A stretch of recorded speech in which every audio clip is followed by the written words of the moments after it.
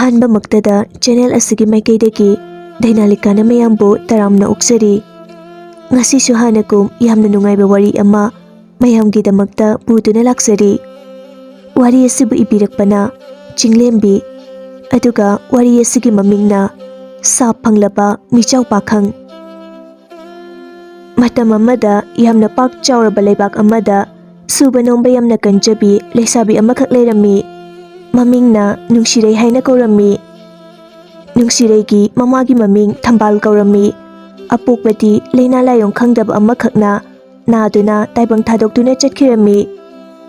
ꯂꯨꯈ꯭ꯔꯥꯕꯤ ꯃꯃꯥ ꯃꯆꯥꯗ ꯑꯣꯏꯔꯕꯁꯨ ꯌꯥꯝꯅ ꯅꯨꯡꯁꯤꯅꯅ ꯂꯩꯔꯝꯃꯤ꯫ ꯅꯣꯡꯃꯒꯤ ꯅꯨꯃꯤꯠ ꯑꯃꯗ ꯅꯨꯡꯁꯤꯔꯩ ꯑꯗꯣ ꯃꯈꯨꯠꯇ ꯄꯣꯂꯥꯡ ꯑꯆꯧꯕ ꯄꯥꯏꯔꯒ ꯃꯥꯡꯒꯣꯜꯗꯒꯤ "ꯏꯃꯥ, ꯑꯩ ꯆꯠꯂꯨꯈꯤꯒꯦ"꯫ ꯊꯝꯕꯥꯜ ꯏꯃꯨꯡꯗꯒꯤ ꯐꯠ ꯆꯦꯟꯊꯣꯔꯛꯂꯒ "ꯚꯦꯃꯥ, ꯅꯪ ꯄꯪꯊꯦꯡꯗꯤ ꯊꯦꯡꯅ ꯍꯜꯂꯛꯄ ꯇꯧꯅꯨꯀꯣ, ꯅꯇꯥꯔꯣꯏ ꯁꯅꯥꯔꯩꯗꯤ ꯂꯥꯛꯂꯔꯣꯏ ꯍꯥꯏꯕ꯭ꯔꯣ"꯫ ꯅꯨꯡꯁꯤꯔꯩꯅ "ꯂꯥꯛꯀꯅꯤ, ꯃꯥꯒ ꯆꯠꯃꯤꯟꯅꯗꯣꯏꯅꯦ, ꯃꯥꯁꯨ ꯃꯥꯒꯤ ꯊꯣꯡꯒꯥꯜꯗ ꯑꯩꯕꯨ ꯉꯥꯏꯔꯝꯂꯒꯅꯤꯌꯦ"꯫ ꯊꯝꯕꯥꯜꯅ "ꯑꯣ, ꯐꯔꯦ ꯐꯔꯦ, ꯑꯗꯨꯗꯤ ꯆꯠꯂꯨꯔꯣ, ꯅꯤꯡꯊꯤꯖꯅ ꯑꯃꯨꯛ ꯍꯜꯂꯛꯎꯀꯣ"꯫ "ꯍꯣꯏ ꯏꯃꯥ"꯫ ꯑꯁꯤ ꯍꯥꯏꯗꯨꯅ ꯃꯌꯨꯝꯗꯒꯤ ꯈꯔ ꯂꯥꯞꯅ ꯊꯣꯔꯛꯂꯝꯃꯤ꯫ ꯃꯇꯝ ꯑꯗꯨꯗ ꯃꯇꯥꯔꯣꯏ ꯁꯅꯥꯔꯩꯁꯨ ꯃꯈꯨꯠꯇ ꯄꯣꯂꯥꯡ ꯑꯃ ꯌꯥꯜꯂꯗꯨꯅ ꯃꯥꯕꯨ ꯉꯥꯏꯔꯝꯃꯤ꯫ ꯅꯨꯡꯁꯤꯔꯩꯕꯨ ꯎꯕꯗ ꯃꯣꯃꯣꯟ ꯅꯣꯛꯂꯗꯨꯅ "ꯏꯇꯥ, ꯀꯔꯤꯅꯣ ꯉꯁꯤꯗꯤ ꯌꯥꯝꯅ ꯋꯥꯈꯜ ꯅꯨꯡꯉꯥꯏꯕ ꯃꯥꯜꯂꯤꯗ, ꯃꯣꯃꯣꯟꯀ ꯅꯣꯛꯑꯒ ꯂꯥꯛꯏꯁꯤꯕꯨ ꯀꯩꯒꯤꯅꯣꯕ ꯏꯇꯥ"꯫ ꯅꯨꯡꯁꯤꯔꯩꯅ "ꯑꯗꯨꯕꯨꯔꯣ, ꯉꯔꯥꯡꯗꯣ ꯑꯩꯒꯤ ꯃꯪꯗꯅꯦ ꯃꯁꯛ ꯃꯇꯧ ꯐꯖꯔꯕ ꯄꯥꯈꯪ ꯑꯃꯈꯛ ꯎꯔꯝꯕ, ꯑꯗꯨꯗ ꯁꯨꯝ ꯋꯥꯈꯜ ꯅꯨꯡꯉꯥꯏꯔꯤꯕ ꯍꯥꯏꯕꯗꯨꯅꯤꯗ"꯫ ꯑꯁꯤ ꯍꯥꯏꯗꯨꯅ ꯑꯅꯤꯗꯣ ꯑꯆꯧꯕ ꯏꯪꯈꯣꯜ ꯑꯃꯗ ꯊꯕꯛ ꯁꯨꯅꯕꯒꯤꯗꯃꯛꯇ ꯂꯥꯛꯑꯝꯃꯤ꯫ ꯃꯤꯀꯨꯞ ꯈꯔꯒꯤ ꯃꯇꯨꯡ ꯌꯧꯔꯕꯗ ꯏꯪꯈꯣꯜ ꯃꯄꯨ ꯑꯗꯨꯅ "ꯑꯦ ꯕꯦꯃꯥ, ꯅꯈꯣꯏ ꯑꯅꯤ ꯂꯥꯛꯂꯕ꯭ꯔꯥ? ꯉꯁꯥꯏ ꯃꯈꯩ ꯑꯩꯁꯨ ꯅꯈꯣꯏ ꯑꯅꯤꯕꯨ ꯉꯥꯏꯔꯝꯂꯤꯕꯅꯤ, ꯑꯩ ꯊꯕꯛ ꯆꯠꯊꯣꯛꯀꯦꯅ, ꯑꯗ ꯌꯨꯝꯁꯦ ꯊꯥꯗꯣꯛꯄ ꯌꯥꯗꯗꯅ ꯂꯩꯔꯤꯕꯅꯤ, ꯍꯧꯖꯤꯛꯇꯤ ꯅꯕꯥꯅꯤ ꯂꯥꯛꯂꯕꯅꯤꯅ ꯌꯥꯔꯦ"꯫ ꯁꯅꯥꯔꯩꯅ "ꯑꯗꯨꯕꯨ ꯏꯅꯦꯊꯣꯏ, ꯃꯃꯥꯈꯣꯏꯗꯤ ꯑꯝꯇ ꯎꯗꯦ, ꯑꯕꯣꯛꯈꯣꯏꯁꯨ ꯀꯗꯥꯏ ꯆꯠꯈꯤꯒꯦ ꯃꯣꯏꯕꯣ"꯫ ꯊꯣꯏꯅ "ꯀꯨꯏꯔꯦ, ꯃꯈꯣꯏꯗꯤ ꯑꯌꯨꯛ ꯉꯟꯇꯥꯅꯅꯦ ꯊꯪꯅꯕ ꯂꯩꯕꯥꯛ ꯑꯁꯤꯗ ꯁꯪꯒꯣꯝ ꯌꯣꯟꯕ ꯆꯠꯈꯤꯕꯅꯤ, ꯑꯩꯅ ꯀꯩꯊꯦꯜꯗ ꯉꯥꯏꯍꯥꯛꯇ ꯀꯥꯔꯨꯒꯦ ꯇꯧꯔꯤꯕ"꯫ ꯅꯨꯡꯁꯤꯔꯩꯅ "ꯑꯗꯨꯗꯤ ꯏꯅꯦ, ꯉꯁꯤꯗꯤ ꯏꯪꯈꯣꯜꯁꯦ ꯉꯁꯤꯗꯤ ꯀꯔꯤ ꯏꯍꯦꯛꯎ ꯍꯥꯏꯕꯅꯣ"꯫ "ꯇꯨ ꯑꯥꯗ ꯍꯧꯔꯤꯕ ꯈꯥꯃꯦꯟ ꯑꯁꯤꯟꯕ ꯃꯌꯥꯝꯁꯦ ꯂꯣꯏꯅ ꯍꯦꯛꯇꯠꯂꯣ, ꯑꯗꯨꯒ ꯑꯩꯒꯤ ꯁꯪꯒꯣꯏ ꯑꯁꯤꯗ ꯄꯩꯗꯨꯅ ꯊꯝꯂꯝꯃꯨ, ꯑꯗꯨꯒꯅꯦ ꯃꯐꯝ ꯑꯁꯤ ꯑꯃꯨꯛ ꯀꯪꯍꯜꯂꯒ ꯍꯋꯥꯏ ꯃꯨꯕꯤ ꯃꯔꯨ ꯈꯔꯗꯣ ꯍꯨꯟꯕꯤꯔꯝꯃꯨ, ꯅꯈꯣꯏ ꯑꯅꯤꯅ ꯌꯨꯝ ꯍꯟꯈꯤꯕꯗꯅꯦ ꯈꯥꯃꯦꯟ ꯈꯔꯁꯨ ꯄꯨꯖꯈꯣ"꯫ ꯁꯅꯥꯔꯩꯅ "ꯍꯣꯏ ꯏꯅꯦ"꯫ ꯑꯁꯤ ꯍꯥꯏꯗꯨꯅ ꯑꯅꯤꯗꯨ ꯏꯪꯈꯣꯜꯗ ꯊꯕꯛ ꯁꯨꯕ ꯍꯧꯔꯝꯃꯤ꯫ ꯊꯣꯏꯁꯨ ꯃꯐꯤ ꯃꯔꯣꯟ ꯅꯥꯟꯅ ꯁꯦꯠꯂꯕ ꯃꯇꯨꯡꯗ ꯑꯗꯨꯃꯛ ꯀꯩꯊꯦꯜꯗ ꯆꯠꯈꯤꯔꯝꯃꯤ꯫ ꯁꯣꯝꯗꯅ ꯁꯅꯥꯔꯩ ꯑꯃꯁꯨꯡ ꯅꯨꯡꯁꯤꯔꯩ ꯑꯗꯣ ꯈꯥꯃꯦꯟ ꯑꯁꯤꯟꯕꯗꯨ ꯍꯦꯛꯅ ꯍꯦꯛꯅ ꯋꯥꯔꯤ ꯀꯌꯥ ꯑꯃꯁꯨ ꯁꯥꯟꯅꯗꯨꯅ ꯅꯣꯛꯃꯤꯟꯅꯔꯝꯃꯤ꯫ ꯑꯁꯨꯝꯅ ꯂꯩꯔꯤꯉꯩ ꯇꯟꯖꯥꯗꯨꯗ ꯈꯪꯍꯧꯗꯅ ꯑꯁꯣꯡꯕ ꯅꯥꯔꯛ ꯃꯣꯡꯁꯣꯡ ꯑꯗꯨꯗꯒꯤ ꯀꯔꯤꯒꯨꯝꯕ ꯑꯀꯟꯕ ꯄꯣꯠꯁꯛ ꯑꯃꯈꯛ ꯇꯥꯔꯛꯄꯒꯤ ꯖ꯭ꯋꯥꯔ ꯍꯥꯕꯒꯨꯝ ꯀꯟꯅ ꯅꯤꯛꯂꯛꯂꯝꯃꯤ꯫ ꯃꯁꯤꯗꯒꯤ ꯁꯅꯥꯔꯩ ꯑꯃꯁꯨꯡ ꯅꯨꯡꯁꯤꯔꯩ ꯑꯗꯣ ꯀꯤꯕꯅ ꯀꯣꯟꯁꯤꯟꯅꯗꯨꯅ ꯆꯉꯥ ꯆꯉꯥ ꯍꯥꯏꯗꯨꯅ ꯂꯩꯔꯝꯃꯤ꯫ ꯃꯤꯀꯨꯞ ꯈꯔꯒꯤ ꯃꯇꯨꯡꯗ ꯂꯦꯞꯈꯤꯔꯝꯃꯤ꯫ ꯃꯁꯤꯗꯒꯤ ꯑꯅꯤ ꯑꯗꯣ ꯁꯣꯔ ꯑꯁꯥꯡꯕ ꯍꯣꯟꯇꯣꯛꯂꯒ ꯅꯨꯡꯁꯤꯔꯩꯅ "ꯀꯩꯅꯣ ꯏꯇꯥ, ꯍꯧꯖꯤꯛꯀꯤꯗꯨꯕꯣ? ꯑꯁ, ꯑꯩꯗꯤ ꯄꯥꯈꯠꯄꯅ ꯃꯤꯍꯨꯟꯒꯁꯦ ꯆꯦꯟꯈꯠꯂꯨꯔꯦ"꯫ ꯁꯅꯥꯔꯩꯅ ꯑꯃꯨꯛ "ꯑꯩꯁꯨꯅꯦ ꯏꯇꯥ, ꯀꯩꯅꯣ ꯈꯪꯗꯦ, ꯑꯃꯨꯛ ꯐꯥꯎꯕ ꯑꯁꯨꯃꯥꯏꯅ ꯇꯧꯕꯗꯤ ꯊꯦꯡꯅꯗ꯭ꯔꯤꯃꯦ"꯫ "ꯀꯥꯟꯗꯦ, ꯇꯨ ꯑꯁꯤꯒꯤ ꯑꯁꯣꯡꯕ ꯃꯔꯛ ꯑꯁꯤꯗ ꯑꯁꯤꯗꯒꯤꯅꯦ ꯃꯈꯣꯜ ꯑꯃ ꯇꯥꯈꯤꯕꯗꯣ, ꯀꯔꯤꯅꯣ ꯍꯥꯏꯕꯗꯨ ꯆꯪꯂꯒ ꯌꯦꯡꯊꯣꯛꯂꯨꯁꯦ"꯫ ꯑꯁꯨꯝꯅ ꯍꯥꯏꯅꯔꯤꯉꯩ ꯇꯥꯟꯖꯥ ꯑꯁꯤꯗ ꯈꯪꯍꯧꯗꯅ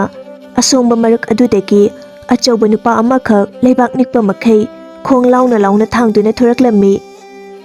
ꯃꯗꯨ ꯎꯕꯗ ꯑꯅꯤ ꯑꯗꯨꯗꯤ ꯄꯨꯡꯉꯛ ꯍꯦꯛ ꯉꯛꯈ꯭ꯔꯦ, ꯑꯗꯨꯒ ꯀꯤꯕꯗꯒꯤ ꯈꯣꯟꯖꯦꯜ ꯍꯧꯅ ꯂꯥꯎꯗꯨꯅ ꯀꯣꯏꯆꯦꯟ ꯆꯦꯜꯂꯝꯃꯤ꯫ ꯑꯗꯨꯕꯨ ꯑꯆꯧꯕ ꯅꯨꯄꯥ ꯑꯗꯨꯅ ꯅꯨꯡꯁꯤꯔꯩ ꯑꯃꯁꯨꯡ ꯁꯅꯥꯔꯩꯕꯨ ꯃꯈꯨꯠꯅ ꯊꯠꯇꯨꯅ ꯆꯦꯟꯗꯅꯕ ꯍꯥꯏꯗꯨꯅ ꯊꯠꯂꯝꯃꯤ꯫ ꯑꯁꯨꯝꯅ ꯇꯧꯕꯗꯒꯤ ꯎꯄꯥꯏ ꯂꯩꯇ꯭ꯔꯗꯨꯅ ꯑꯅꯤ ꯑꯗꯣ ꯃꯊ꯭ꯋꯥꯏ ꯃꯥꯡꯂꯒꯅꯤ ꯈꯜꯂꯨꯕꯗ ꯌꯥꯝꯅ ꯀꯞꯆꯔꯝꯃꯤ꯫ ꯅꯨꯡꯁꯤꯔꯩ ꯀꯞꯂꯒ "ꯅꯪꯕꯨ ꯍꯤꯡꯆꯥꯕꯔꯣ? ꯑꯩꯈꯣꯏꯕꯨ ꯆꯥꯊꯣꯛꯄꯤꯒꯅꯨ, ꯅꯪꯅ ꯍꯥꯏꯕ ꯈꯨꯗꯤꯡꯃꯛ ꯑꯩ ꯇꯧꯖꯒꯦ, ꯑꯩꯗꯤ ꯌꯥꯝꯅ ꯂꯥꯏꯔꯕ ꯃꯤꯁꯛꯅꯤ, ꯑꯩꯒꯤ ꯏꯃꯥ ꯃꯇꯣꯝꯇ ꯊꯅꯝꯗꯨꯅ ꯁꯦꯜ ꯇꯥꯟꯕ ꯂꯥꯛꯆꯕꯅꯤ, ꯑꯩꯈꯣꯏꯕꯨ ꯊꯥꯗꯣꯛꯄꯤꯌꯣ"꯫ नुपा अदुना अयसे हिंचाबसु नते मित्रंग हेबा अमसु नते नखोइगुम्बा ताइबंग मियोइबने सनारेना ए अदुगा मतौ क्रमना मियोइबा ओइरगा अखोइदगी सरुक तरा थोपगुम चाउरिबदे नुपा अदु इकाइरप तौना यहमनि काइब वारिनिदा मसिगी वफम असे नंशिरेना चिंगनबा लेतना हेक्ता फोंदोकपियो अखोइगी अकीबसे अमुक्तदी कोखनपियो अहिगी मिंग चिंगलेन कवे अहिसे अहुम सुबा लेबा खाइना खंगनबा अदुदगी खुलाकपगी नैतोम पुक्सबा मचा नुपाने नंशिरे ngakna ओ खुलाकपगी नैतोम पोकपा मचा नुपासे असुक यामना चाउनबा ओइरेको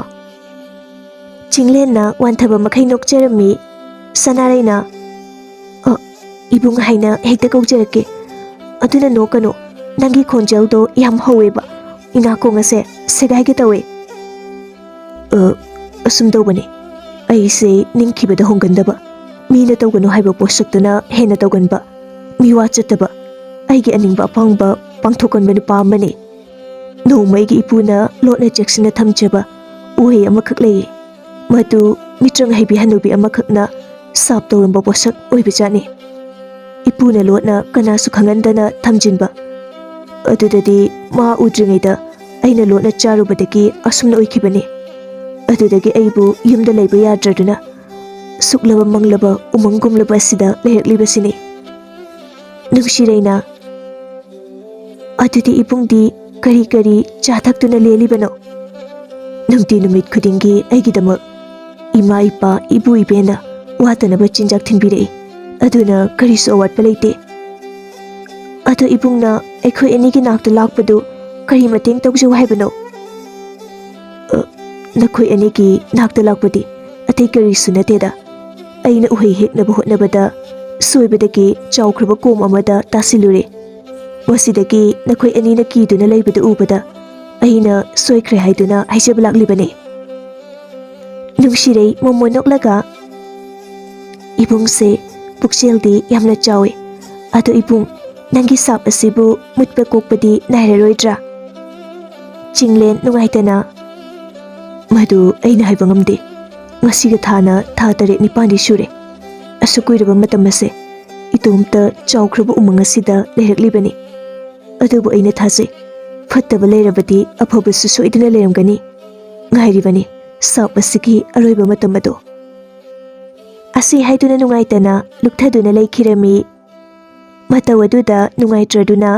nungsire amasung sanareina chinglenbu themjinbirami chinglena फरेदुदी नखोइ अनीसु संगबा मतमदा तु मांगदा उरिबा उमंग असिदा हेक्तमक लाओ आई सोइदना लेरमगनी अहाउबा मखल मखल की उहै के अमसु पानखिबनी नखोइनबु पामलबदी हेक्तुना पेंद्र भौ पिजगनी असि हाइदुना चिंगलेन अदो उमंग अदुदा अदुमक चंख्रे नुंसिरे अमसुंग सनारे अदुसु थबक्तुबु लोइसिनबा हाइदना कने शुरमी उचिना सिन्ना इंखोल की थबक पुंबदी लोइसिनबा ngamjerami मने थोइना पिरकपा सेनफम खरा अदु पुरगा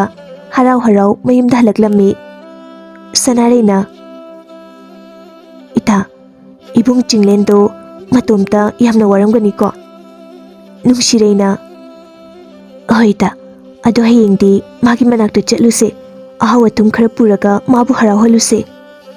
होय याय इता अदो आइदी युमसु यौरे लेहौरगेको नंगसु फजना हलो असि हाइदुना सनारे अदो चंख्रे सोमदा नुंसिरेदी चिंगलेनबु निंगसिंग निंगसिंग मोमोनोक्तुना मयुमलोमदे चंगलक्लमी थंबाल नुमिदांग वारमगी दुक्थामै थांदुना लेरंबनी नुंसिरे चंगलक्पा उबदा हाय बेमा नंगबु अइना खरा ngana हलो हाइबसिबु सुंगा हेक याद्रबा करिगिनोबा अदुमक हाइरे हाइरेगा हेन हेनजिले थेंगना दुम हंजिलै नुपीनी मतम फति हाइबनिने नंगबो नुंसिरे ममाबु चेना कोलगा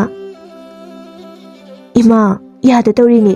हयेंगदगिदी ngana सोइदनमक्की हलागेबा चंगो चंगो चाका लोइरमलबनी इचा चाकलाममनी चाथोकलुरसी ꯑꯁꯤ ꯍꯥꯏꯗꯨꯅ ꯍꯔꯥꯎ ꯍꯔꯥꯎ ꯃꯃꯥ ꯃꯆꯥ ꯑꯗꯨ ꯅꯨꯡꯁꯤꯅꯅ ꯆꯥꯛ ꯆꯥꯃꯤꯟꯅꯔꯝꯃꯤ꯫ ꯃꯊꯪꯒꯤ ꯅꯨꯃꯤꯠꯇꯅꯤ ꯍꯥꯏꯅꯈꯤꯕꯒꯤ ꯃꯇꯨꯡ ꯏꯟꯅ ꯁꯅꯥꯔꯩ ꯑꯃꯁꯨꯡ ꯅꯨꯡꯁꯤꯔꯩ ꯑꯗꯨ ꯃꯅꯦꯊꯣꯏꯒꯤ ꯊꯕꯛ ꯑꯗꯨ ꯉꯟꯇꯥꯅ ꯂꯣꯏꯁꯤꯜꯂꯝꯃꯤ꯫ ꯑꯗꯨꯒ ꯁꯦꯜ ꯈꯔ ꯂꯧꯔꯕ ꯃꯇꯨꯡꯗ ꯀꯩꯊꯦꯜꯗꯒꯤ ꯑꯍꯥꯎ ꯑꯊꯨꯝ ꯈꯔ ꯂꯩꯔꯗꯨꯅ ꯆꯤꯡꯂꯦꯟꯅ ꯂꯩ ꯍꯥꯏꯔꯤꯕ ꯎꯃꯪ ꯑꯗꯨꯗ ꯆꯪꯂꯛꯂꯝꯃꯤ꯫ ꯑꯁꯨꯝ ꯂꯦꯞꯇꯅ ꯆꯪꯂꯛꯄꯅ ꯆꯥꯎꯈ꯭ꯔꯕ ꯈꯣꯡꯅꯥꯡ ꯄꯥꯝꯕꯤ ꯑꯃꯒꯤ ꯃꯈꯥꯗ ꯆꯤꯡꯂꯦꯟ ꯑꯗꯨ ꯁꯣꯔ ꯁꯥꯡꯅ ꯁꯥꯡꯅ ꯍꯣꯜꯂꯒ ꯅꯨꯡꯉꯥꯏꯅ ꯇꯨꯝꯗꯨꯅ ꯂꯩꯔꯝꯃꯤ꯫ ꯃꯇꯧ ꯑꯗꯨ ꯎꯕꯗ ꯁꯅꯥꯔꯩ ꯇꯞꯅ "ꯏꯇꯥ, ꯏꯕꯨꯡꯁꯦ ꯌꯥꯝ ꯅꯨꯡꯉꯥꯏꯅꯁꯨ ꯇꯨꯝꯂꯤ꯫ ꯑꯩꯈꯣꯏ ꯑꯅꯤꯅ ꯃꯥꯒꯤ ꯇꯨꯝꯕꯁꯦ ꯊꯨꯒꯥꯏꯔꯕꯗꯤ ꯄꯥꯞꯄꯨ ꯄꯨꯒꯗꯕ ꯃꯥꯜꯂꯤ꯫ ꯑꯗꯨꯅ ꯑꯆꯥ ꯑꯊꯛꯁꯤꯡꯁꯦ ꯃꯥꯒꯤ ꯅꯥꯛꯇ ꯊꯝꯃꯝꯃꯒ ꯍꯟꯈ꯭ꯔꯁꯤ." ꯅꯨꯡꯁꯤꯔꯩꯅ "ꯍꯣꯏ ꯏꯇꯥ, ꯃꯗꯨꯅ ꯐꯔꯅꯤ." ꯑꯁꯤ ꯍꯥꯏꯗꯨꯅ ꯈꯣꯡꯀꯥꯞ ꯑꯗꯨ ꯂꯥꯎꯅ ꯂꯥꯎꯅ ꯊꯥꯡꯂꯗꯨꯅ ꯇꯞꯅ ꯃꯈꯣꯏ ꯑꯅꯤꯒꯤ ꯑꯆꯥ ꯑꯊꯛ ꯌꯣꯟꯕ ꯄꯣꯂꯥꯡ ꯑꯗꯨ ꯃꯅꯥꯛꯇ ꯊꯝꯂꯝꯂꯕ ꯃꯇꯨꯡꯗ ꯆꯠꯄ ꯍꯧꯏ꯫ ꯑꯗꯨꯕꯨ ꯇꯟꯖꯥꯗꯨꯗ ꯈꯪꯍꯧꯗꯅ ꯁꯅꯥꯔꯩ ꯇꯝꯅ ꯂꯤꯟ ꯑꯃ ꯆꯪꯂꯛꯂꯝꯃꯤ꯫ ꯃꯗꯨ ꯎꯕꯗ ꯀꯤꯕꯗꯒꯤ ꯑꯅꯤ ꯑꯗꯨ ꯈꯣꯟꯖꯦꯜ ꯍꯧꯅ ꯂꯥꯎꯔꯝꯃꯤ꯫ ꯃꯁꯤꯗꯒꯤꯗꯤ ꯆꯤꯡꯂꯦꯟꯁꯨ ꯇꯨꯝꯕ ꯀꯥꯏꯔꯗꯨꯅ ꯃꯤꯀꯞ ꯈꯪꯇꯣꯛꯊꯣꯔꯛꯂꯒ ꯁꯅꯥꯔꯩ ꯇꯝꯅ ꯆꯪꯁꯤꯜꯂꯛꯂꯤꯕ ꯂꯤꯟ ꯑꯗꯨꯕꯨ ꯇꯥꯞ ꯂꯥꯎꯅ ꯄꯥꯏꯔꯒ ꯌꯥꯝꯅ ꯂꯥꯞꯅ ꯂꯪꯊꯣꯛꯈꯤꯔꯝꯃꯤ꯫ ꯄꯥꯈꯠꯂꯨꯔꯕ ꯅꯨꯡꯁꯤꯔꯩ ꯑꯃꯁꯨꯡ ꯁꯅꯥꯔꯩ ꯑꯗꯨ ꯍꯔꯥꯎꯅ ꯆꯤꯡꯂꯦꯟꯕꯨ ꯊꯥꯒꯠꯄ ꯐꯣꯡꯗꯣꯛꯄꯤꯔꯝꯃꯤ꯫ ꯆꯤꯡꯂꯦꯟꯅ "ꯅꯈꯣꯏ ꯑꯅꯤꯕꯨ ꯀꯤꯔꯕꯗꯤ ꯑꯩꯕꯨ ꯍꯧꯗꯣꯔꯛꯄ ꯌꯥꯗ꯭ꯔꯣ? ꯎꯃꯪ ꯑꯁꯦ ꯃꯈꯜ ꯀꯌꯥꯒꯤ ꯖꯤꯕ ꯃꯌꯥꯝ ꯑꯃ ꯂꯩꯕꯅꯤ꯫ ꯈꯨꯗꯣꯡꯊꯤꯅꯤꯡꯉꯥꯏ ꯑꯣꯏꯕ ꯖꯤꯕ ꯀꯌꯥ ꯑꯃꯁꯨ ꯂꯩꯔꯤꯕꯅꯤ." ꯅꯨꯡꯁꯤꯔꯩꯅ "ꯏꯕꯨꯡꯒꯤ ꯇꯨꯝꯕ ꯊꯨꯒꯥꯏꯕ ꯄꯥꯝꯗꯕꯗꯒꯤ ꯇꯧꯈꯤꯕꯅꯤ꯫ ꯃꯇꯨꯡꯗꯗꯤ ꯏꯕꯨꯡꯕꯨ ꯍꯥꯟꯅ ꯈꯪꯍꯜꯂꯒꯦ." ꯑꯁꯤ ꯍꯥꯏꯗꯨꯅ ꯃꯈꯣꯏ ꯑꯅꯤꯅ ꯄꯨꯔꯛꯂꯤꯕ ꯑꯆꯥ ꯑꯊꯛꯁꯤꯡ ꯑꯗꯨ ꯄꯨꯟꯅ ꯐꯝꯗꯨꯅ ꯆꯥꯃꯤꯟꯅꯔꯝꯃꯤ꯫ ꯆꯤꯡꯂꯦꯟ ꯑꯃꯁꯨꯡ ꯅꯨꯡꯁꯤꯔꯩ ꯑꯗꯨ ꯊꯃꯣꯏ ꯊꯃꯣꯏꯗ ꯅꯨꯡꯁꯤꯕ ꯐꯨꯝꯅꯗꯨꯅ ꯊꯝꯅꯔꯝꯃꯤ꯫ ꯑꯃꯅ ꯑꯃ ꯅꯨꯡꯁꯤ ꯍꯥꯏꯕ ꯈꯪꯅꯔꯕꯁꯨ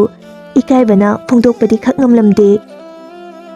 ꯑꯅꯤ ꯑꯗꯨꯒꯤ ꯃꯇꯧ ꯑꯗꯨ ꯁꯅꯥꯔꯩꯅꯗꯤ ꯂꯣꯏꯅ ꯈꯪꯂꯝꯃꯤ꯫ ꯑꯗꯨꯕꯨ ꯈꯪꯁꯤꯟꯅꯗꯕ ꯁꯥꯔꯗꯨꯅ ꯃꯣꯃꯣꯟ ꯇꯧꯗꯨꯅ ꯑꯗꯨꯃꯛ ꯌꯦꯡꯗꯨꯅ ꯅꯣꯛꯆꯔꯝꯃꯤ꯫ ꯑꯁꯨꯝꯅ ꯃꯇꯝ ꯈꯔ ꯍꯧꯖꯤꯟꯈ꯭ꯔꯦ꯫ ꯆꯤꯡꯂꯦꯟꯅ ꯅꯨꯡꯁꯤꯔꯩꯕꯨ ꯅꯨꯡꯁꯤꯕ ꯍꯦꯟꯃꯟꯕꯗꯒꯤ ꯇꯨꯃꯤꯟꯅ ꯐꯨꯝꯗꯨꯅ ꯂꯩꯕ ꯉꯝꯂꯛꯇ꯭ꯔꯗꯨꯅ ꯅꯨꯡꯁꯤ ꯐꯣꯡꯗꯣꯛꯂꯝꯃꯤ꯫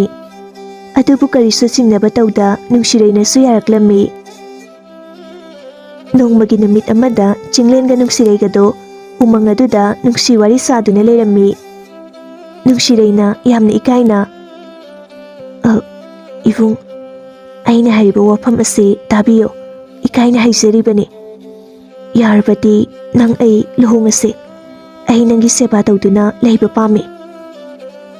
ꯆꯤꯡꯂꯦꯟ ꯅꯨꯡꯉꯥꯏꯇꯅ "ꯁꯈꯦꯂꯩꯕꯤ, ꯑꯩꯁꯨ ꯃꯗꯨ ꯄꯥꯝꯃꯤ꯫ ꯑꯗꯨꯕꯨ ꯌꯦꯡꯉꯣꯏ, ꯍꯧꯖꯤꯛ ꯑꯩꯅ ꯑꯣꯏꯔꯤꯕ ꯇꯥꯏꯕꯪ ꯃꯤꯑꯣꯏꯕꯒꯨꯝ ꯑꯣꯏꯔꯕꯁꯨ ꯃꯤꯖꯥꯎ ꯑꯣꯏꯕꯅꯤꯅ ꯃꯤꯃꯥꯡꯗ ꯀꯔꯝꯅ ꯂꯨꯍꯣꯡꯒꯅꯤ? ꯅꯪꯒꯤ ꯅꯨꯄꯥꯅꯤ ꯍꯥꯏꯕꯗ ꯅꯪꯕꯨ ꯃꯤꯅꯣꯛ ꯃꯩꯁꯥ ꯅꯪꯕꯗꯣ ꯑꯩ ꯌꯦꯡꯕ ꯉꯝꯂꯣꯏ꯫ ꯃꯁꯤꯗꯅꯤ ꯑꯩꯅ ꯋꯥꯈꯜ ꯑꯁꯤ ꯂꯩꯇꯥꯐꯝ ꯈꯪꯗ꯭ꯔꯤꯕꯁꯦ." ꯅꯨꯡꯁꯤꯔꯩ ꯁꯣꯔ ꯁꯥꯡꯅ ꯍꯣꯟꯗꯣꯛꯂꯒ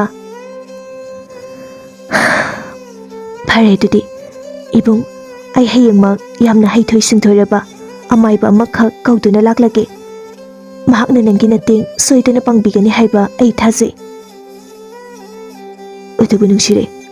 ꯑꯁꯨꯛ ꯀꯨꯏꯕ ꯃꯇꯝ ꯑꯁꯦ ꯑꯐꯥꯎꯕ ꯑꯍꯩꯕ ꯑꯃꯥꯏꯕ ꯃꯤꯇ꯭ꯔꯪ ꯍꯩꯕ ꯀꯌꯥꯅ ꯂꯥꯌꯦꯡꯂꯕꯁꯨ ꯑꯩꯒꯤ ꯁꯥꯞ ꯑꯁꯤꯕꯨ ꯀꯣꯛꯅꯕ ꯍꯤꯗꯥꯛ ꯐꯪꯈꯤꯗ꯭ꯔꯕꯅꯤ꯫ ꯑꯩꯗꯤ ꯀꯌꯥ ꯊꯥꯖꯕ ꯉꯝꯗ꯭ꯔꯦꯗ." "ꯀꯔꯤꯁꯨ ꯋꯥꯒꯅꯣ꯫ ꯍꯣꯠꯄꯨ ꯍꯣꯠꯅꯔꯕꯗꯤ ꯀꯔꯤꯒꯤ ꯉꯝꯂꯣꯏꯗꯧꯔꯤꯕꯅꯣ?" ꯑꯁꯨꯝꯅ ꯅꯨꯃꯤꯠꯇꯨꯃ ꯁꯧꯖꯤꯟꯈ꯭ꯔꯦ꯫ ꯃꯊꯪꯒꯤ ꯅꯨꯃꯤꯠꯇꯅꯤ ꯅꯨꯡꯁꯤꯔꯩꯅ ꯑꯃꯥꯏꯕ ꯀꯨꯂꯕꯤꯕꯨ ꯄꯨꯗꯨꯅ ꯂꯥꯛꯂꯝꯃꯤ꯫ ꯆꯤꯡꯂꯦꯟꯒꯤ ꯆꯥꯎꯔꯕ ꯃꯁꯥ ꯑꯗꯨ ꯎꯕꯗ ꯀꯨꯂꯕꯤ ꯃꯃꯤꯠ ꯂꯥꯎꯊꯣꯛꯄ ꯃꯈꯩ ꯌꯦꯡꯂꯒ "ꯑꯁ, ꯑꯣꯟꯊꯣꯛꯅꯁꯨ ꯆꯥꯎꯈ꯭ꯔꯦꯗ ꯑꯩꯅ ꯂꯥꯌꯦꯡꯒꯗꯧꯔꯤꯕ ꯅꯨꯄꯥꯁꯦ꯫ ꯅꯠꯇꯦ, ꯃꯥꯒꯤ ꯃꯤꯠꯇꯗꯤ ꯑꯩ ꯑꯁꯦ ꯀꯛꯆꯦꯡ ꯃꯆꯥꯒꯨꯝꯅ ꯎꯔꯝꯂꯅꯤ꯫ ꯑꯣꯟꯊꯣꯛꯄꯒꯤ ꯂꯥꯏꯕꯛ ꯍꯥꯏꯗꯨꯅꯤꯗ ꯅꯨꯄꯥ ꯃꯆꯥ." ꯅꯨꯡꯁꯤꯔꯩ ꯀꯨꯂꯕꯤꯒꯤ ꯃꯈꯣꯡ ꯑꯗꯨ ꯄꯥꯏꯔꯒ "ꯈꯨꯔꯥ, ꯑꯩꯒꯤ ꯏꯄꯨꯔꯣꯏꯕ ꯑꯣꯏꯒꯗꯧꯔꯤꯕ ꯃꯍꯥꯛꯄꯨ ꯑꯃꯨꯛꯇꯗꯤ ꯃꯇꯦꯡ ꯇꯧꯕꯤꯌꯨꯕ." ꯀꯨꯂꯕꯤꯅ "ꯀꯔꯤꯁꯨ ꯋꯥꯒꯅꯨ, ꯑꯩꯅ ꯉꯝꯂꯤꯕ ꯃꯈꯩ ꯍꯣꯠꯅꯒꯦꯀꯣ." ꯑꯁꯤ ꯍꯥꯏꯗꯨꯅ ꯑꯃꯥꯏꯕ ꯑꯗꯨꯅ ꯃꯈꯨꯠ ꯑꯗꯨ ꯈꯨꯇꯨꯝ ꯇꯥꯁꯤꯟꯗꯨꯅ ꯀꯔꯤꯒꯨꯝꯕ ꯂꯥꯏꯁꯣꯟ ꯈꯔ ꯁꯣꯟꯕ ꯍꯧꯔꯝꯃꯤ꯫ ꯑꯗꯨꯒ ꯆꯤꯡꯂꯦꯟꯒꯤ ꯆꯥꯎꯈ꯭ꯔꯕ ꯃꯈꯨꯠ ꯑꯗꯨꯕꯨ ꯆꯦꯖꯦꯠ ꯄꯥꯏꯁꯤꯜꯂꯒ ꯃꯃꯤꯠ ꯎꯏꯁꯤꯟꯗꯨꯅ ꯂꯩꯈꯤꯔꯝꯃꯤ꯫ ꯃꯤꯀꯨꯞ ꯈꯔꯒꯤ ꯃꯇꯨꯡꯗ ꯑꯃꯥꯏꯕ ꯑꯗꯨ ꯃꯁꯥ ꯄꯨꯝꯕ ꯊꯛ ꯊꯛ ꯅꯤꯛꯈꯠꯂꯛꯂꯝꯃꯤ, ꯑꯗꯨꯒ ꯁꯣꯔ ꯃꯄꯤ ꯍꯣꯟꯕꯁꯨ ꯍꯧꯔꯛꯂꯝꯃꯤ꯫ ꯇꯟꯖꯥꯗꯨꯗ ꯎꯃꯪ ꯑꯗꯨꯒꯤ ꯑꯀꯣꯏꯕ ꯑꯗꯨ ꯅꯣꯡꯂꯩ ꯅꯨꯡꯁꯤꯠ ꯂꯥꯛꯇꯨꯅ ꯃꯐꯝ ꯑꯗꯨꯗ ꯍꯧꯔꯤꯕ ꯎꯄꯥꯜ ꯋꯥꯄꯥꯜꯁꯤꯡ ꯑꯗꯨ ꯁꯥꯐꯨ ꯀꯟꯅ ꯍꯨꯝꯕ ꯍꯧꯔꯛꯂꯝꯃꯤ꯫ ꯃꯇꯧ ꯑꯗꯨꯗ ꯆꯤꯡꯂꯦꯟ ꯑꯃꯁꯨꯡ ꯅꯨꯡꯁꯤꯔꯩꯗꯤ ꯀꯤꯕꯅ ꯃꯈꯣꯡ ꯑꯗꯨ ꯂꯦꯞꯄ ꯐꯥꯎꯕ ꯉꯝꯗꯦ꯫ ꯑꯗꯨꯕꯨ ꯈꯪꯍꯧꯗꯦ, ꯈꯨꯗꯛ ꯑꯗꯨꯗ ꯑꯃꯥꯏꯕ ꯑꯗꯨꯅ ꯈꯣꯟꯖꯦꯜ ꯍꯧꯅ ꯑꯃꯨꯛꯇꯪ ꯂꯥꯎꯔꯝꯃꯤ꯫ ꯃꯁꯤꯗꯒꯤ ꯇꯧꯔꯝꯂꯤꯕ ꯑꯀꯤꯕ ꯄꯨꯝꯕ ꯇꯨꯃꯤꯟꯅ ꯂꯣꯏꯅ ꯎꯟ ꯋꯥꯏꯃꯨꯛ ꯆꯤꯛꯄ ꯃꯈꯩ ꯂꯩꯈ꯭ꯔꯦ꯫ ꯇꯟꯖꯥꯗꯨꯗ ꯀꯨꯂꯕꯤ ꯑꯗꯨ ꯃꯃꯤꯠ ꯐꯠ ꯄꯥꯡꯊꯣꯔꯛꯏ꯫ ꯃꯥꯒꯤ ꯃꯇꯧ ꯑꯗꯨ ꯎꯕꯗ ꯅꯨꯡꯁꯤꯔꯩ ꯑꯃꯗꯤ ꯆꯤꯡꯂꯦꯟꯗꯤ ꯀꯔꯤ ꯍꯥꯏꯔꯛꯀꯗꯕꯅꯣ ꯍꯥꯏꯗꯨꯅ ꯄꯥꯈꯠꯄꯅ ꯂꯣꯏꯔꯦ꯫ ꯇꯨꯃꯤꯟꯅ ꯃꯊꯃꯣꯏꯗ ꯑꯐꯕ ꯋꯥꯍꯩꯇꯗꯤ ꯇꯥꯍꯟꯕꯤꯌꯨ ꯍꯥꯏꯗꯨꯅ ꯁꯣꯟꯗꯨꯅ ꯂꯩꯈ꯭ꯔꯦ꯫ ꯃꯇꯥꯡ ꯑꯗꯨꯗ ꯀꯨꯂꯕꯤꯅ ꯃꯥꯏꯊꯣꯡ ꯑꯗꯨ ꯃꯃꯣꯟ ꯅꯣꯛꯂꯗꯨꯅ, "ꯅꯨꯄꯤ ꯃꯆꯥ, ꯀꯔꯤꯁꯨ ꯋꯥꯔꯨꯔꯒꯅꯨ, ꯁꯣꯏꯗꯃꯛꯀꯤ ꯅꯨꯄꯥꯁꯦ ꯍꯥꯟꯅꯒꯤ ꯐꯤꯕꯝꯗ ꯍꯟꯖꯤꯟꯕ ꯌꯥꯒꯅꯤ." ꯋꯥꯗꯨ ꯇꯥꯕꯗ ꯆꯤꯡꯂꯦꯟ ꯍꯔꯥꯎꯅ ꯀꯨꯂꯕꯤꯕꯨ ꯃꯈꯨꯠ ꯑꯆꯧꯕ ꯑꯗꯨꯅ ꯅꯥꯟꯖꯔꯝꯃꯤ꯫ ꯀꯨꯂꯕꯤ ꯑꯗꯨꯅ, "ꯑꯗꯨꯕꯨ ꯁꯥꯞ ꯑꯁꯦ ꯀꯣꯛꯅꯕ ꯅꯈꯣꯏ ꯑꯅꯤꯃꯛ ꯆꯤꯡꯂꯣꯟ ꯑꯁꯤ ꯐꯥꯎꯔꯒ ꯂꯩꯕ ꯃꯨꯅꯤ ꯀꯌꯥ ꯑꯃꯅ ꯈꯨꯟꯗꯥꯕ ꯃꯐꯝ ꯑꯗꯨꯗ ꯆꯠꯀꯗꯧꯔꯤꯕꯅꯤ꯫ ꯃꯐꯝ ꯑꯗꯨꯗ ꯅꯍꯥꯛꯄꯨ ꯀꯟꯕꯤꯕ ꯉꯝꯒꯗꯕ ꯃꯤꯇ꯭ꯔꯪꯒꯤ ꯏꯁꯤꯡ ꯑꯗꯨ ꯊꯛꯀꯗꯧꯔꯤꯕꯅꯤ." ꯅꯨꯡꯁꯤꯔꯩꯅ, "ꯈꯨꯔꯥ,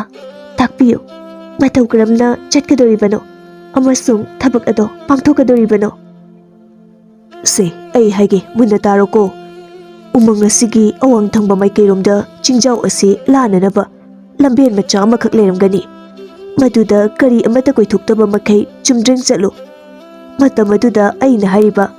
ꯃꯨꯅꯤꯅ ꯈꯨꯟꯗꯥꯗꯨꯅ ꯂꯩꯕ ꯂꯩꯕꯥꯛ ꯑꯗꯣ ꯌꯧꯔꯒ ꯃꯐꯝ ꯑꯗꯨꯒꯤ ꯈ꯭ꯋꯥꯏꯗꯒꯤ ꯑꯍꯜ ꯑꯣꯏꯔꯕ ꯏꯃꯨꯡ ꯑꯃꯗꯒꯤ ꯏꯁꯤꯡ ꯑꯗꯣ ꯊꯛꯀꯗꯧꯔꯤꯕꯅꯤ꯫ ꯃꯁꯤꯕꯨ ꯉꯝꯅꯕ ꯆꯠꯂꯕꯗꯤ ꯅꯍꯥꯛꯀꯤ ꯁꯥꯞ ꯑꯗꯣ ꯁꯣꯏꯗꯅꯃꯛꯀꯤ ꯀꯣꯛꯀꯅꯤ." ꯅꯨꯡꯁꯤꯔꯩꯅ, "ꯈꯨꯔꯥꯕꯨ ꯊꯥꯒꯠꯆꯔꯤ, ꯑꯗꯨꯗꯤ ꯈꯨꯔꯥꯒꯤ ꯑꯋꯥꯃꯜꯁꯦ ꯌꯥꯝꯕ ꯌꯥꯝꯗꯕ ꯃꯁꯤ ꯂꯧꯕꯤꯔꯣ." ꯆꯤꯡꯂꯦꯟꯅ, "ꯅꯠꯇꯦ ꯅꯠꯇꯦ ꯅꯨꯡꯁꯤꯔꯩ, ꯃꯗꯨ ꯅꯪꯒꯤ ꯏꯃꯨꯡꯒꯤ ꯁꯤꯖꯤꯟꯅꯅꯕ ꯊꯝꯖꯤꯟꯖꯧ꯫ ꯈꯨꯔꯥ ꯀꯨꯂꯕꯤ, ꯉꯁꯤꯇꯪꯗꯤ ꯉꯥꯛꯄꯤꯌꯨ, ꯍꯌꯦꯡꯃꯛ ꯑꯩꯒꯤ ꯏꯄꯥꯛ ꯈꯨꯂꯥꯛꯄꯗꯣ ꯅꯍꯥꯛꯀꯤ ꯌꯨꯝꯗ ꯊꯥꯔꯛꯀꯦ, ꯅꯪꯒꯤ ꯑꯋꯥꯃꯜ ꯇꯪꯈꯥꯏ ꯍꯦꯟꯅ ꯄꯤꯖꯒꯦ." ꯋꯥꯐꯝ ꯑꯗꯨ ꯌꯥꯅꯔꯕ ꯀꯨꯂꯕꯤ ꯑꯗꯨ ꯍꯣꯏ ꯍꯥꯏꯗꯨꯅ ꯆꯠꯈ꯭ꯔꯦ꯫ ꯅꯨꯡꯁꯤꯔꯩ ꯆꯤꯡꯂꯦꯟꯒꯤ ꯆꯥꯎꯈ꯭ꯔꯕ ꯃꯈꯨꯠ ꯑꯗꯨꯗ ꯅꯥꯜꯂꯒ, "ꯁꯛꯍꯦꯜꯂꯕ, ꯊꯕꯛ ꯑꯗꯨꯕꯨ ꯃꯥꯏ ꯄꯥꯛꯅ ꯄꯥꯡꯊꯣꯛꯂꯕ ꯃꯇꯨꯡꯗ ꯑꯩꯒꯤ ꯅꯥꯛꯇ ꯑꯃꯨꯛ ꯍꯜꯂꯛꯎꯀꯣ, ꯑꯩ ꯅꯪꯕꯨ ꯉꯥꯏꯖꯔꯝꯒꯦ." ꯆꯤꯡꯂꯦꯟ ꯅꯨꯡꯁꯤꯅ ꯅꯨꯡꯁꯤꯔꯩꯗ ꯑꯃꯨꯛꯇꯪ ꯌꯦꯡꯖꯔꯝꯂꯕ ꯃꯇꯨꯡꯗ ꯃꯐꯝ ꯑꯗꯨ ꯊꯥꯗꯣꯛꯇꯨꯅ ꯑꯋꯥꯡ ꯃꯥꯏꯀꯩ ꯄꯥꯡꯈ꯭ꯔꯦ꯫ ꯅꯨꯡꯁꯤꯔꯩꯁꯨ ꯏꯁꯣꯔ ꯃꯥꯒꯤ ꯃꯐꯝꯗ ꯆꯤꯡꯂꯦꯟꯒꯤ ꯑꯋꯥꯕꯁꯤ ꯀꯣꯛꯍꯟꯕꯤꯌꯨ ꯍꯥꯏꯗꯨꯅ ꯆꯦꯠꯅ ꯅꯤꯖꯔꯝꯃꯤ, ꯑꯗꯨꯒ ꯃꯌꯨꯝꯗ ꯍꯟꯈꯤꯔꯝꯃꯤ꯫ ꯁꯣꯝꯗꯅ ꯆꯤꯡꯂꯦꯟ ꯑꯗꯨ ꯂꯦꯞꯇꯅ ꯂꯥꯛꯄꯅ ꯆꯥꯎꯈ꯭ꯔꯕ ꯆꯤꯡꯖꯥꯎ ꯑꯗꯨꯒꯤ ꯇꯪꯈꯥꯏ ꯐꯥꯎꯕꯗꯤ ꯌꯧꯔꯦ꯫ ꯃꯥꯅ ꯆꯤꯡꯖꯥꯎ ꯑꯗꯨ ꯆꯠꯄꯗ ꯊꯛ ꯊꯛ ꯍꯦꯛ ꯅꯤꯛꯂꯝꯃꯤ꯫ ꯅꯨꯃꯤꯗꯥꯡꯒꯤ ꯃꯇꯝ ꯌꯧꯔꯕꯗ ꯋꯥꯔꯗꯨꯅ ꯃꯐꯝ ꯆꯥꯕ ꯑꯃ ꯌꯦꯡꯂꯒ ꯆꯤꯡꯂꯦꯟ ꯑꯗꯨ ꯇꯨꯝꯊꯈꯤꯔꯝꯃꯤ꯫ ꯃꯊꯪꯒꯤ ꯅꯨꯃꯤꯠꯇꯅꯤ꯫ ꯑꯅꯛꯄꯗ ꯂꯣꯛ ꯑꯃꯗ ꯆꯦꯜꯂꯤꯕ ꯏꯁꯤꯡ ꯑꯗꯨꯒꯤ ꯃꯇꯦꯡꯅ ꯃꯃꯤꯠ ꯃꯃꯥꯏ ꯆꯤꯟꯈꯥ ꯁꯦꯡꯗꯣꯛꯂꯕ ꯃꯇꯨꯡꯗ ꯈꯨꯖꯣꯛ ꯊꯟꯅ 3ꯔꯛ ꯊꯛꯂꯒ ꯃꯈꯥ ꯇꯥꯕ ꯈꯣꯡꯆꯠ ꯑꯃꯨꯛ ꯆꯠꯄ ꯍꯧꯔꯝꯃꯤ꯫ ꯃꯥꯅ ꯑꯗꯨꯝꯅ ꯆꯠꯄꯗꯨꯅ ꯃꯔꯝ ꯑꯣꯏꯔꯒ ꯁꯣꯝꯗ ꯃꯨꯅꯤꯒꯤ ꯂꯩꯕꯥꯛ ꯑꯗꯨ ꯖ꯭ꯋꯥꯔ ꯍꯥꯔꯕꯒꯨꯝ ꯅꯤꯛꯂꯝꯃꯤ꯫ ꯃꯐꯝ ꯑꯗꯨꯗ ꯂꯩꯔꯤꯕ ꯃꯨꯅꯤ ꯄꯨꯝꯕ ꯖ꯭ꯋꯥꯔ ꯍꯥꯔꯦ ꯍꯥꯏꯗꯨꯅ ꯂꯩꯕꯥꯛꯇ ꯎꯞꯇꯨꯅ ꯂꯩꯅꯔꯝꯃꯤ꯫ ꯎꯐꯨꯜꯁꯨ ꯍꯧꯔꯛꯄ ꯑꯗꯨꯗꯗꯤ ꯖ꯭ꯋꯥꯔ ꯍꯥꯕ ꯑꯗꯨꯗ ꯅꯣꯡꯂꯩ ꯅꯨꯡꯁꯤꯠꯁꯨ ꯇꯧꯔ ꯃꯥꯜꯂꯦ ꯍꯥꯏꯅꯗꯨꯅ ꯃꯤꯄꯥꯏꯕ ꯄꯣꯛꯆꯔꯝꯃꯤ꯫ ꯑꯁꯨꯝꯅ ꯂꯩꯔꯤꯉꯩ ꯇꯟꯖꯥꯗꯨꯗ ꯆꯤꯡꯂꯦꯟꯁꯨ ꯂꯩꯕꯥꯛ ꯑꯗꯨꯗ ꯌꯧꯁꯤꯜꯂꯛꯂꯝꯃꯤ꯫ ꯆꯤꯡꯂꯦꯟꯒꯤ ꯆꯥꯎ ꯁꯥꯡꯂꯕ ꯃꯇꯧ ꯑꯗꯨꯗ ꯃꯨꯅꯤꯁꯤꯡ ꯑꯗꯨꯗꯤ ꯃꯊꯕꯥꯛ ꯌꯩꯔꯗꯨꯅ ꯑꯆꯧꯕ ꯍꯤꯡꯆꯥꯕ ꯑꯃ ꯂꯥꯛꯂꯦ ꯈꯜꯂꯗꯨꯅ ꯃꯈꯨꯠꯇ ꯈꯨꯠꯂꯥꯏ ꯄꯥꯏꯔꯗꯨꯅ ꯍꯥꯠꯅꯅꯕ ꯍꯥꯏꯗꯅ ꯁꯦꯝ ꯁꯥꯗꯨꯅ ꯂꯩꯈ꯭ꯔꯦ꯫ ꯃꯇꯧ ꯑꯗꯨꯗ ꯆꯤꯡꯂꯦꯟꯅ ꯃꯥꯅ ꯂꯥꯛꯄꯒꯤ ꯃꯔꯝ ꯑꯗꯨ ꯍꯥꯏꯒꯦ ꯍꯥꯏꯗꯨꯅ ꯍꯦꯛ ꯇꯧꯕꯒ ꯈꯪꯍꯧꯗꯅ ꯃꯨꯅꯤꯁꯤꯡ ꯑꯗꯨꯅ ꯃꯈꯨꯠꯇ ꯄꯥꯏꯕ ꯅꯨꯡꯗꯨꯝꯁꯤꯡ ꯑꯗꯨ ꯂꯪꯁꯤꯜꯂꯛꯂꯝꯃꯤ꯫ ꯃꯁꯤꯗꯒꯤ ꯍꯥꯏꯅꯕꯒꯤ ꯇꯟꯖꯥ ꯑꯃꯠꯇ ꯂꯩꯔꯝꯗꯦ꯫ ꯃꯨꯅꯤꯁꯤꯡ ꯑꯗꯨꯅ ꯊꯧꯅꯥ ꯍꯟꯗꯅ khonjel hona hona hingchaba chatkhro haiduna laurami chinglen su chaina khangba ngamsilakdraduna sauna muni sing aduda onsilaklaga khonjel hona laurami matawaduda muni sing adu manakong sing adu segaibagum tawrami chinglen na muni mayam adudagi muni amakhak makhutna taplauna faraga ipagumlaba aina haribase amuktadi taw aise hingchabu sunate but amata sunate nakoigumba taibang miyoibane asigumba sap tawraba uhei amakhak charubadagi asumna oikhibane amaiba amakhakna mafam asigi khwaidagi ahal oiraba imung amadagi ising thaklabadi aigi hanagi phibam aduda amuk hanjinba ngamakani takpirakpadagi laklibane chinglengi wadu tabada muni adu akiba pumba mangkhiduna makhuta pairamba khutlai pumba leimaida thathakhre aduga chinglengi mateng pangnanaba aduda mayamdu loina yanarami asumna tawarduna leibak adugi khwaidagi ahal oiraba imung amadagi ising lorami aduga muni sing aduna ising aduda mitrang tawduna chinglenda thaknanaba haiduna piraklammi ising adu yamna masak phajai langtruk heklangi yengbada thakadababu pamu jarami ising adu chinglena lauraga harauna thakjarami ising adu hek thakpadagidi khangaude wakhal mangkiduna adumak wanthakre aduga leimaida sapu kana taraklammi chinglena mikap thorakpa matamdadi kanagumba amagi phamungda tumduna leiramle aduga magi hanagi matawgum oiramba aduda harauna kanna lauraklammi mana laubagi khonjel adu tabada muni sing ado pakhana chensilaklammi muni amana nupamacha kari tawrabage adu kanna laubadi chinglena muni adubu harauna konsinjarami chinglena harauna ipagumlaba aibu nakhoi mayamna anubo mabok amada pokpire aigi sapumba kokle ayamna haraure muni aduna mashi pumba aikoi khakki honaba nati nangi shioribani nangi nasagi naraliya jabadunabu sapado koklibani nangna thamoi sengdaba oiramba tarabadi ising asengba phana yamna thaklabasu hanagi phibam hanjinba kari sungamloi chinglena adudi ipagumlaba haujikti ai yimda chatlage aigi tawgadaba ithau kaya ama leiri mathang chaba matamda adumgi mateng soidina pangjage ko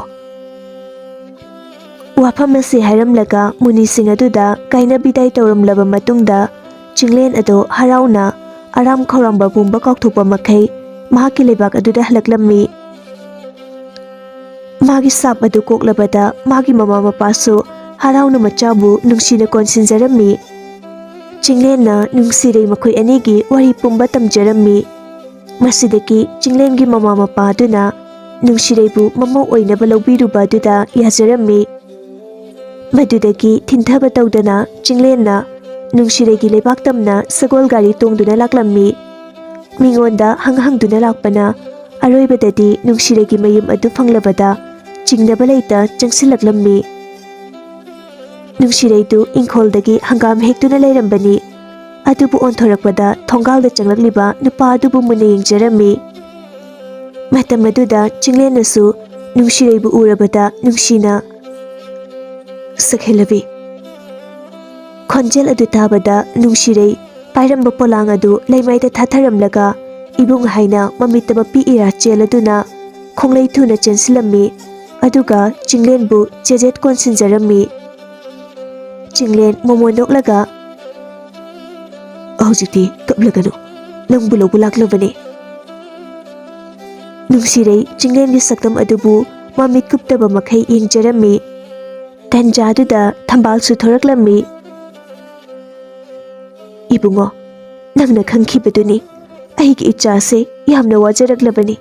mabu luna tawbiyu ko lukhrabi mama ainadi mabu nungaina thamba ngamdrabasu ibungo nangna soidanadi luna tawbiyu